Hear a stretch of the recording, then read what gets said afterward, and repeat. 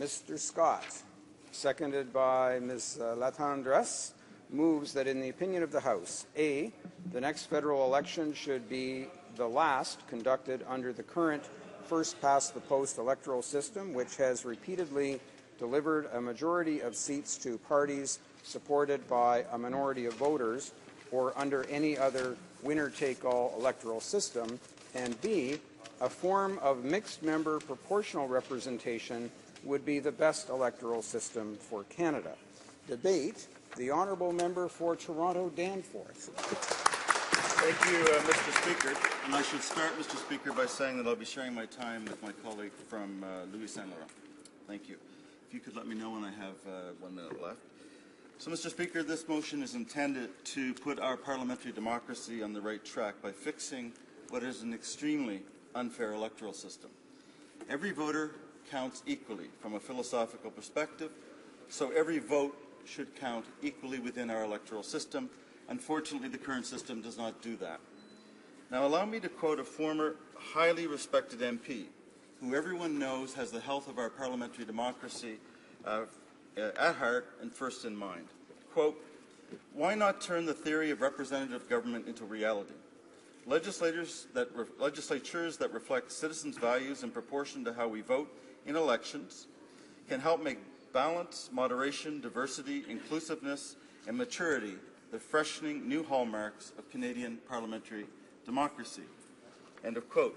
That was from J. Patrick Boyer, Progressive Conservative MP from Etobicoke Lakeshore, 1984 to 1993.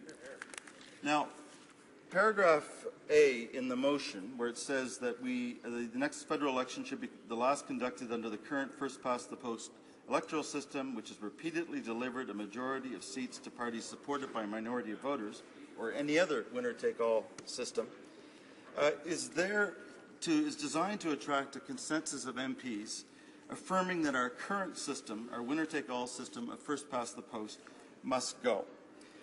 Many, if not most Canadians, Mr. Speaker, do not actually know that our system produces huge distortions. There are three kinds of majorities that emerge from an election in Canada: false ones, arbitrary ones, and inflated ones. The false majority is the biggest concern. A party may receive less than 50% of the vote, but end up with well over 50% of the seats. When Canadians hear about a landslide victory or a government getting a majority of government, many, if not the majority, do not know that that means only seat count. It does not mean the governing party received 50% of support. So in 2011, the current government, not the first, but probably the 20th since Confederation, came into power on these terms: 39.5% of the national popular vote, 54% of the seats. Other examples: the Progressive Conservatives in 1988, with 57% of the seats, only had 43% of the votes. The next year, that was the Mulroney years, the next year the Liberals came in, got 60% of the seats, with 41% of the vote. And you know what happened? The Progressive Conservatives went from 169 seats to 2 seats, Mr. Speaker. They received 16% of the national vote and received less than 1% of the seats in the House of Commons. In Ontario, this is not a partisan thing. NDP governments across the country and provincial governments have also benefited from our wonky system. The NDP under former Premier Bob Rae received 57% of the seats with under 38% of the vote. It can get arbitrary, Mr. Speaker, as well. When, for example, in Quebec in 1998, the PQ won 60% of the vote with 43% of the vote, despite the Liberals actually getting 43.5% of the vote. Inflated majorities are common. Even in this situation where a party manages to get over 50% of the vote in a province, usually where there's kind of only 2 parties, you can end up with the ridiculous result that a party gets all or almost all of the seats. 1987, under our system, 60% of the votes for the Liberals produced 100% of the seats. 58 out of 58 seats for that entire period were in the hands of one party. 40% of the electorate was shut out from representation in that legislature.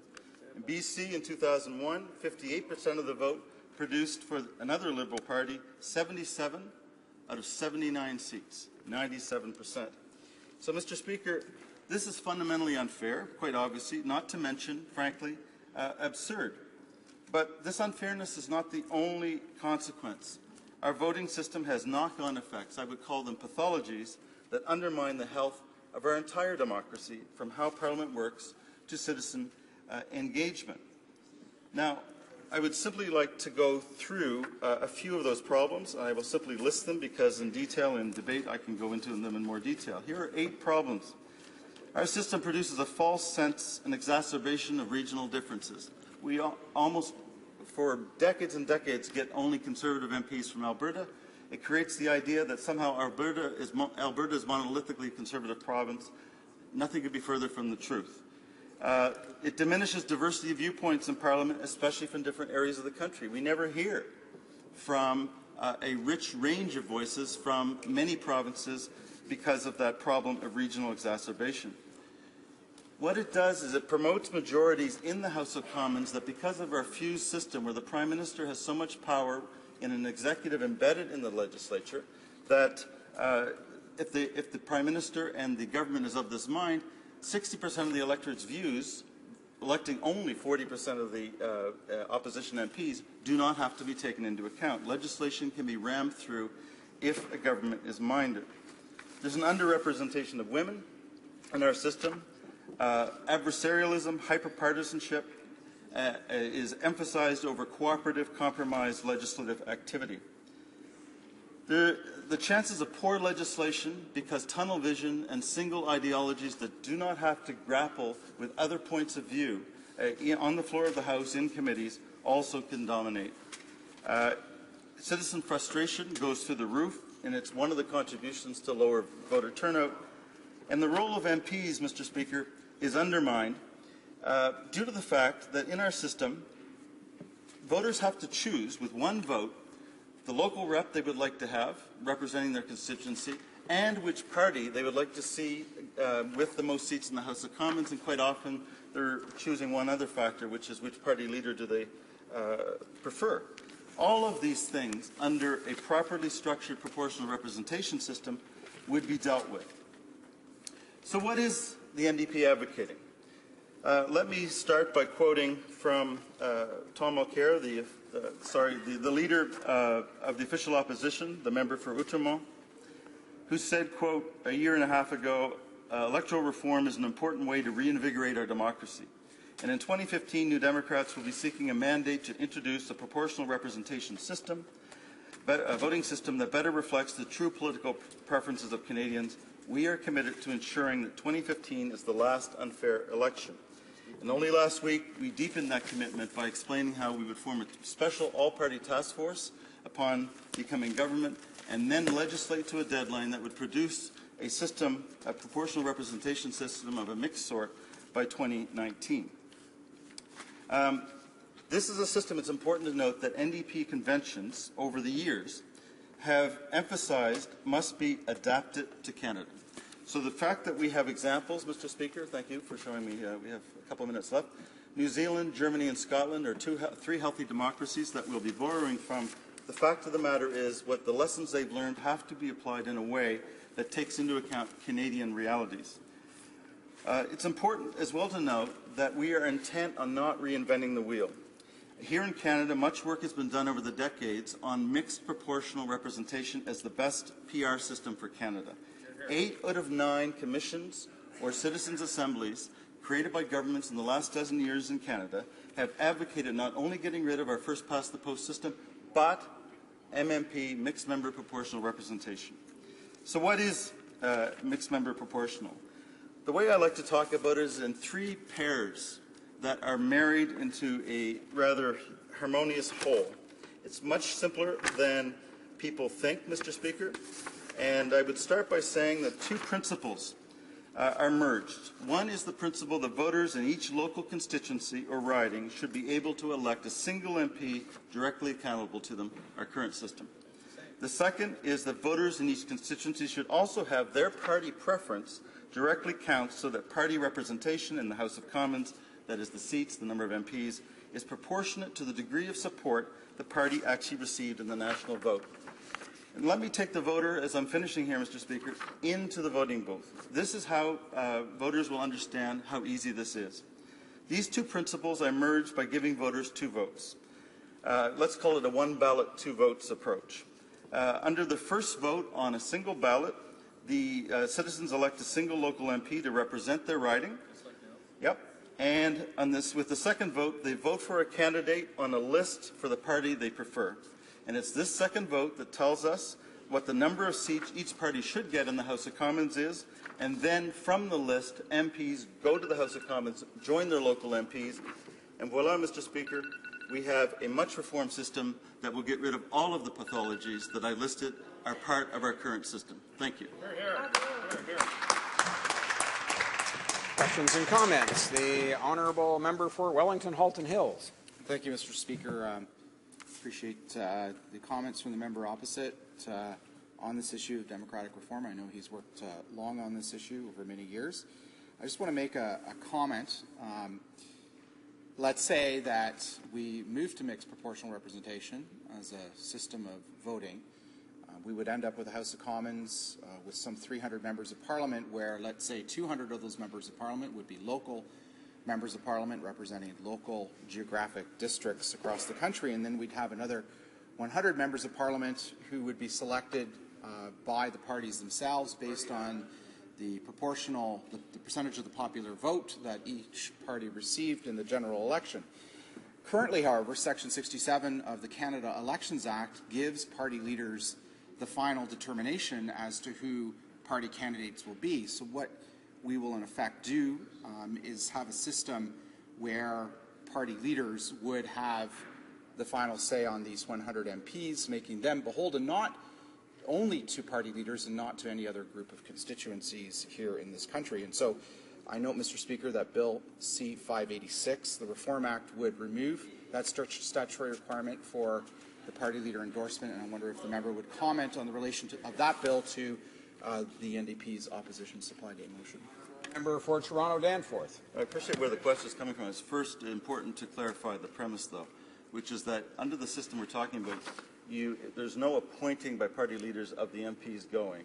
And each party has an internal process that has to be transparently revealed to Canadians about how they end up with a list of MPs from which people can go to Parliament.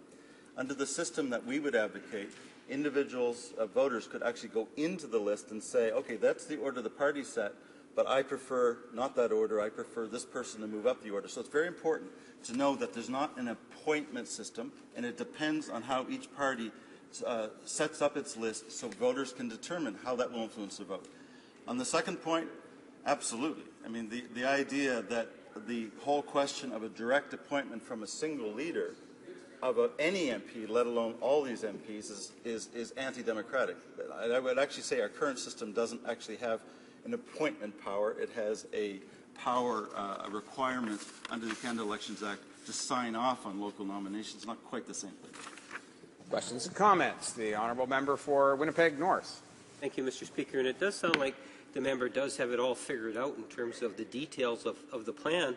The question that I have for him is that if we take a look at what the NDP are suggesting here today, it was something that was debated and voted on in PEI and in Ontario, where both populations said no to it. I even understand that there were a number of New Democratic MPPs in Ontario that actually campaigned against this particular proposal. A bit of a surprise was that a lot of people, including myself, favor electoral reform. But what's a bit hard to understand is why have the NDP taken such a narrow approach to electoral reform to the degree in which they have an endorsed one plan.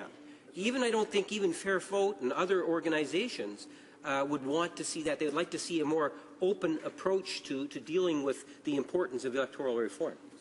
The honourable member for Toronto-Danforth. Mr. Speaker, it's called leadership. And it's also the case that if the honourable member invokes fair vote, he should not be invoking fair vote, knowing full well that his party does not support proportional representation, which is the mandate of fair vote. Second point. Third point is MMP, mixed member proportional representation, a proven system in 3 healthy democracies, confirmed by 8 out of 9 commissions or government-initiated provinces in this country, is where the consensus is at. We are taking leadership role in this and saying this is the system. We will implement this system. We're inviting you to join us, inviting not you, Mr. Speaker, but the colleague from Winnipeg North. Now is the time, now is the chance. This could amount to a pre-electoral cooperation on behalf of parties that truly believe in electoral reform that includes proportional representation, alternative vote, preferential balloting standing on its own is a regressive reform.